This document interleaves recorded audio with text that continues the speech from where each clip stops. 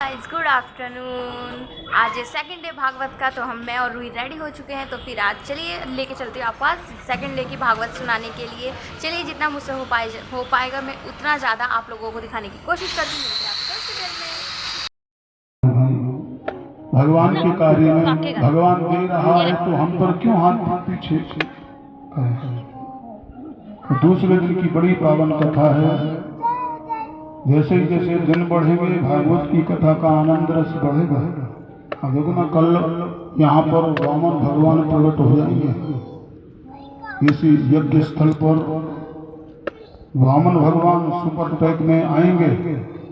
भाग्यवान हैं आप लोग। और परसों क्या हो रहा है? कृष्ण जन्म। नंद के घर आनंद भयो, सुपर पैक आनंद भयो। प्रेम से बोलो जय श्री कृष्ण। जय श्री कृष्ण। चीलों ने कहा भाई अंदर जाऊं तो कहीं महाराज गुस्सा ना हो जाए, समाधि में बैठे। ऐसा करो नहीं, बाहर रहकर की चर्चा करते हैं। तो भगवान गोविंद की चर्चा हो रही है। चारों चेला जो है भगवान गोविंद की चर्चा कर रहे हैं। सबसे पहले चर्चा की है कि हमारे श्याम सुंदर जैसा इनका नाम है वैसा ही इनका दर्शन भी है। वरहतीयं नटवरवपुः कर्णयो कर्णिकारं विभ्रमाशो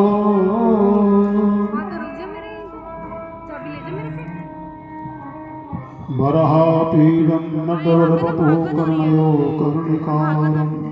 हमारे प्रभु जो हैं कर्णिका, कनेर के पुष्प की शोभा बढ़ाते हैं कानों की। और ऐसा मोर पंख क्या बात है, शोभा पा रहा है। ये मयूर भी धन्य है जिसके मोर पंख को भगवान ने अपने मस्तक पर रखा है। मयूर को क्यों इतना सौभाग्य मिला उसके मोर पंख को? इसलिए सूत जी वर्णन कर रहे हैं कि मयूर भी योगी है और भगवान कृष्ण योगेश्वर हैं, योगियों के भी योगी। मयूर जब रोता है तो उसके अश्रु जब गिरते हैं ऋषियों, तो अश्रु मोरनी पीती है, उसी से ही गर्भ होता है, बालक होता है। इसलिए मयूर योगी है। इसलिए भगवान मयूर के पंख को सरमाथे सजाते हैं। और वृंदावन की लीलाओं का वर्णन करने लगे। जब गोचारण से लौटते हैं गोधूली मेला में और रेत के कण जब उनके मुखमंडल पर लग नहीं होते भगवान कहाँ होता, जब भक्त नहीं होते भगवान कहाँ होता। फिर समस्या का समाधान कहाँ होता, समस्या का समाधान कहाँ होता।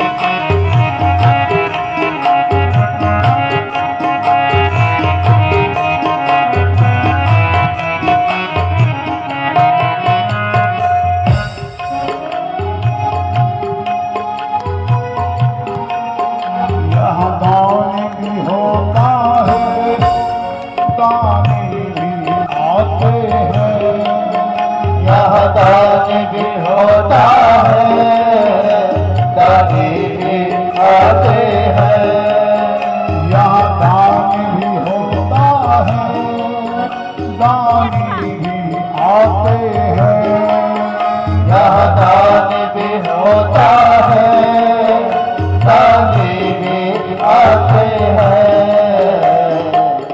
सबसे बड़ा दान क्या है? सबसे बड़ा दान फिर कन्यादान जैसा महादान कहाँ होता। फिर कन्यादान जैसा महादान कहाँ होता। फिर कन्यादान जैसा महादान कहाँ होता। फिर कन्यादान जैसा महादान कहाँ होता। फिर समस्या का समाधान कहाँ होता। फिर हर समस्या का जय हो। समाधान कहाँ होता। जरा हाथ उठाओ, हाथों को मिलाओ, शॉल में से बंद कर।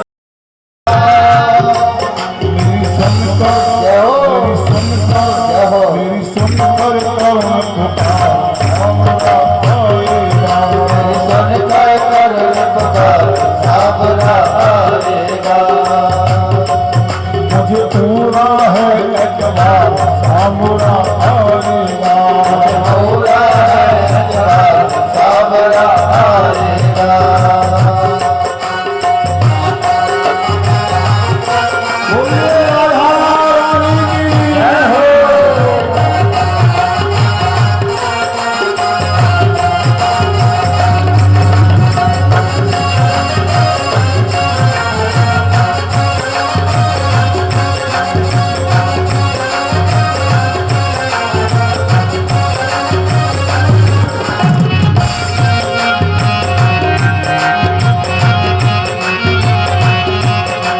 राधे राधे गोविंद गोपाल राधे राधे राधे राधे। तो इसको घोर नरक में जाना पड़ता। दर्शन किया सर्वांग का और अपने शरीर को त्याग दिया।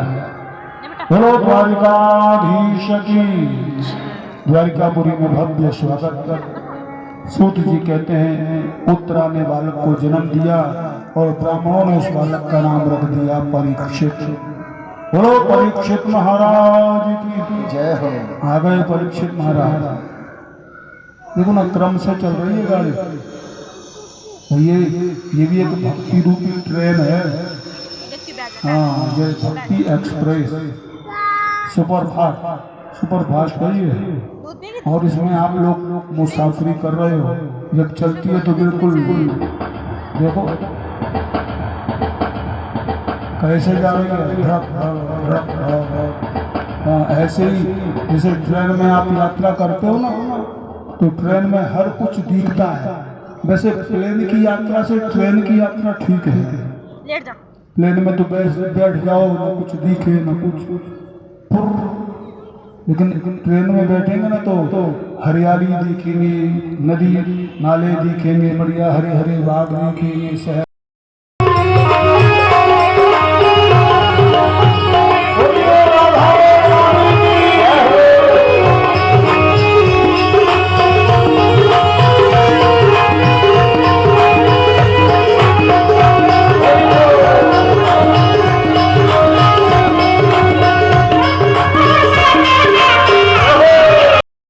इसलिए भोले बाबा की सवारी क्या है?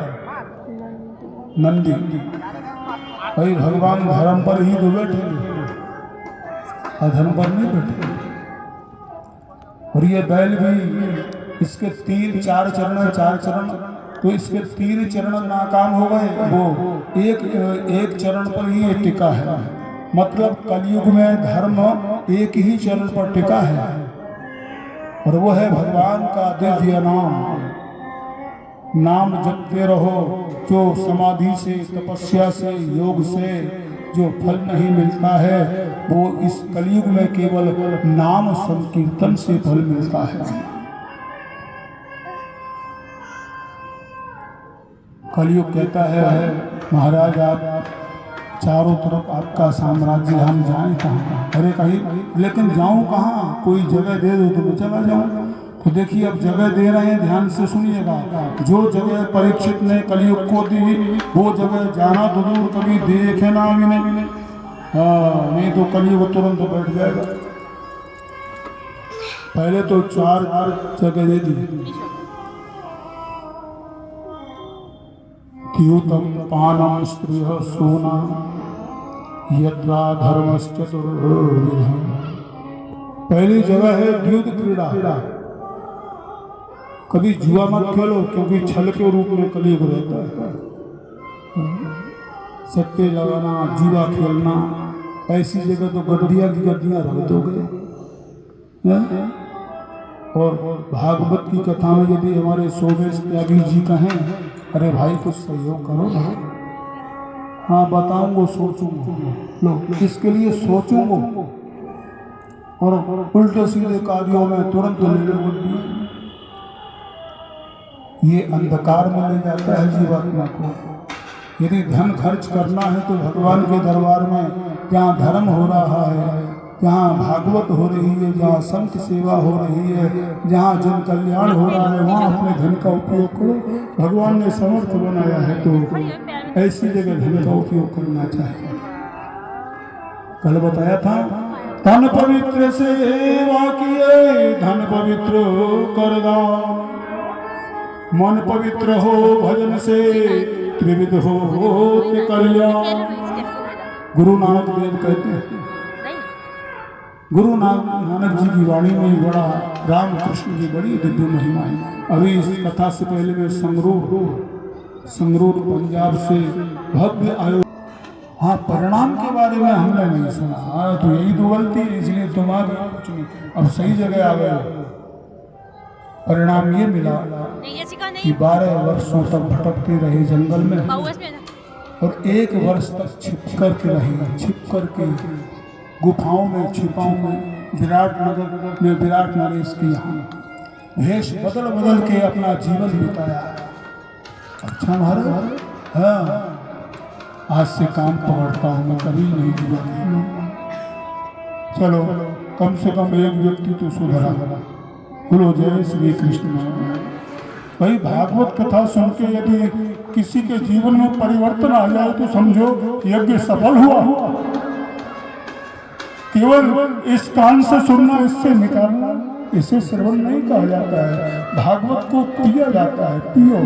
कानों के माध्यम से कर्ण पटद्वयेन, कानों को दोना बना करके इस रस को घोलो अंदर, क्योंकि पी हुई सुनी हुई बात तो निकल जाती है और अंदर पी लिया है जो वो अंतरात्मा में प्रवेश कर जाती है।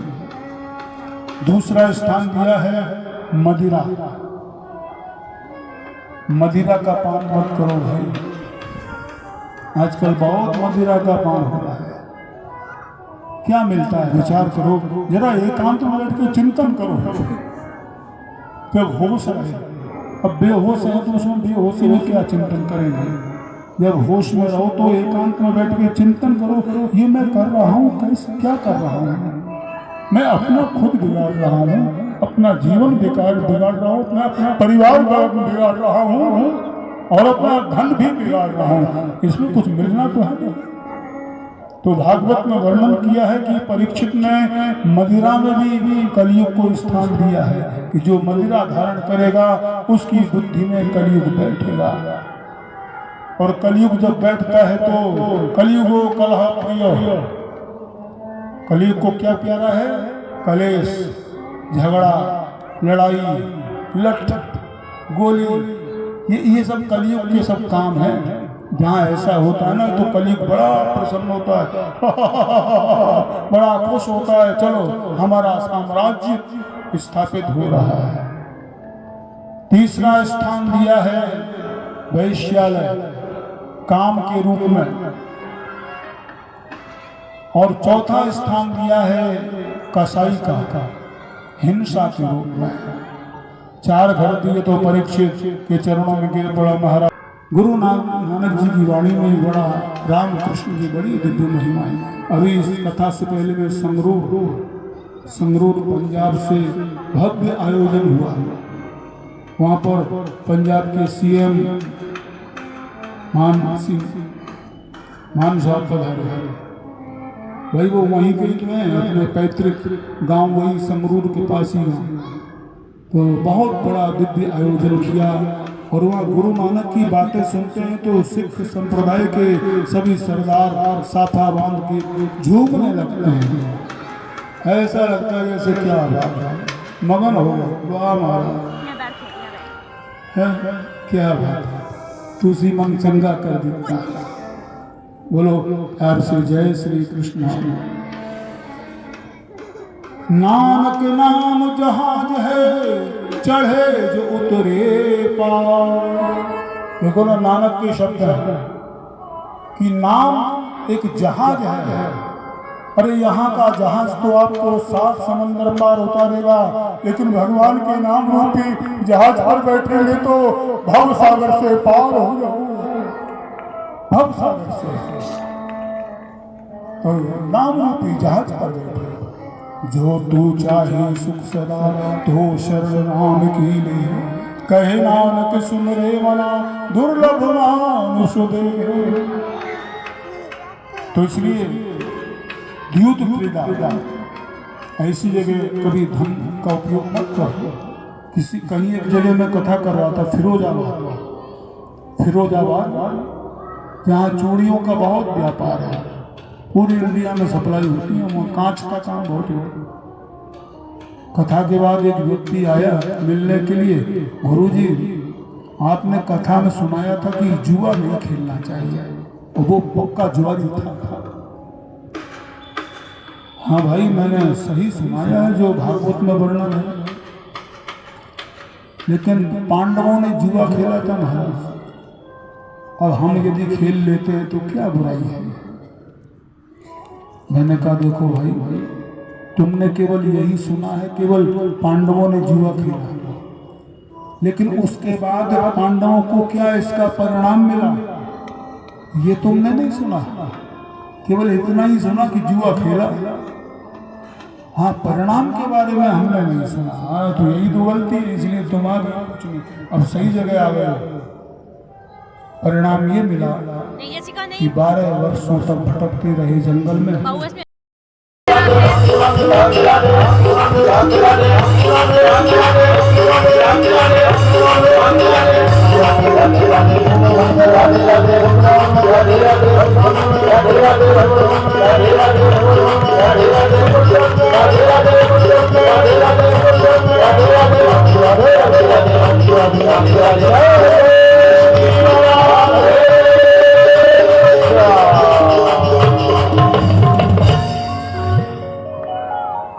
कैसी भक्ति। ये सुखदेव जी के वचन हैं कि पहली बात आसन को जीतना है, संगति को जीतना है, और जितासनो जिता श्वासो श्वास वायु को जीतना है, और जितेंद्रिय इंद्रियों को भी कंट्रोल में रखना है। गुरु जी ये इंद्रियां तो बहुत बलवान है, बड़ी चलायमान है, इनको कैसे कंट्रोल में लिया जाएगा? बोले लिया जा सकता है। कौन सो काज कठिन जग में, करत करत अभ्यास से जड़मत हो सुजान। कोई कार्य कठिन नहीं है, यदि मन में ठान लो तो वो कार्य हो सकता है। कैसे हो सकता है गुरु जी? सुखदेव जी ने कहा राजन, जैसे महावत होता है ना, महावत, हाँ, छोटे से लोहे के अंकुश से वो विशाल हाथी को बन गाय चरैया